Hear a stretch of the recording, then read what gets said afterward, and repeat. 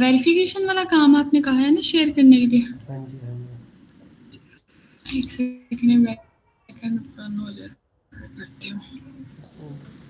Internet slow है थोड़ा।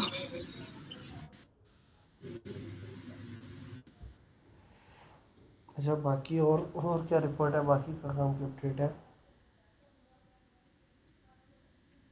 बाकी एमएल मॉडल की एक्यूरेसी 93% आई है। इंटीग्रेट हो सकता है बहुत।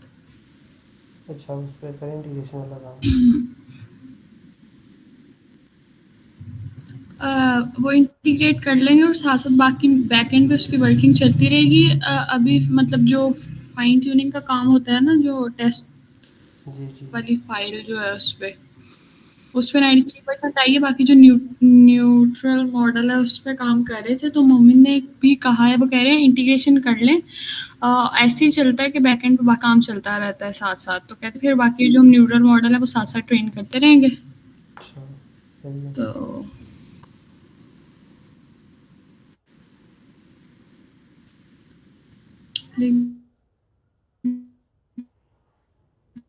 इसका आप तो यार कि आपको नहीं समझ आ रहा है इसको कर कैसे देंगे वो फिर। परमानेंटली रन करना है?